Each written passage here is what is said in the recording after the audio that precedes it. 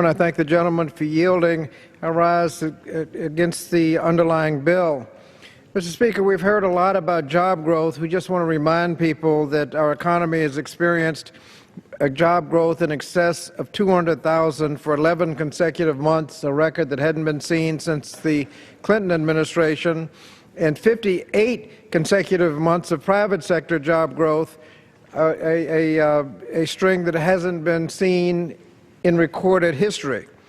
And so continued economic growth and strong regulatory protections are not mutually exclusive. In fact, regulations are also often necessary to protect the investments the American taxpayer makes in our economy and to ensure stability, order, and safety inside and outside of the workplace. Unfortunately, this legislation will impose unnecessary burdens and delays on agencies seeking to issue or improve rules and regulations, burdens and delays that can threaten taxpayer dollars and the lives and health of workers.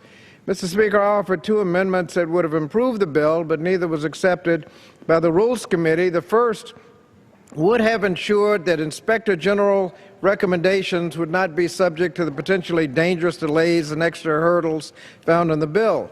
Inspectors General are taxpayers' independent watchdogs who investigate and seek out problems and inefficiencies in our government. For example, two alarming audits issued last year by the Department of Education's Inspector General found that criminal fraud rings were preying on money available through distant learning programs, and that expensive bank-sponsored debit cards were used to perpetuate waste, fraud, and abuse in the financial aid program. Unfortunately, in both of these situations, the Inspector General urged the Department of Education to quickly issue new rules to ensure that billions of dollars aren't wasted. Unfortunately, without my amendment, this bill would deeply impair the ability of the Department of Education and other agencies to address similar known abuses of taxpayers' funds. Delays in Inspector General recommendations can also threaten the lives and health of workers.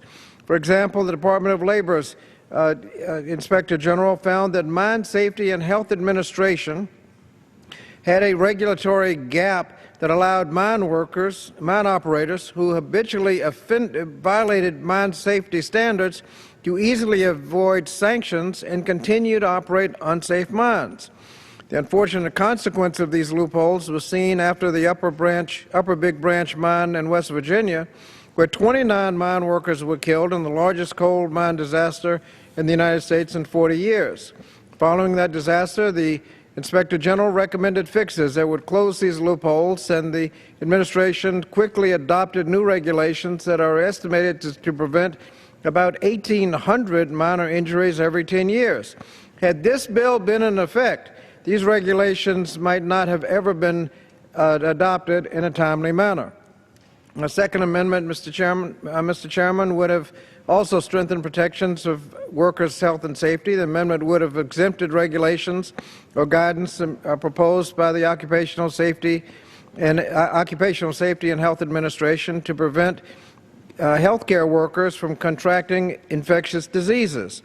As it stands, the legislation could possibly delay OSHA's workforce protections and make it far more difficult for OSHA to prevent health care workers from contracting lethal infectious diseases. Under current regulations that govern OSHA's rulemaking, it takes OSHA an average of 7 years to issue standards, and this bill could add another 3 years, possibly delaying and essentially shutting down OSHA's ability to issue rules altogether. Mr. Speaker, this legislation will seriously compromise the ability of agencies to protect both taxpayers and workers, so I urge my colleagues to oppose the legislation and yield back the balance of my time.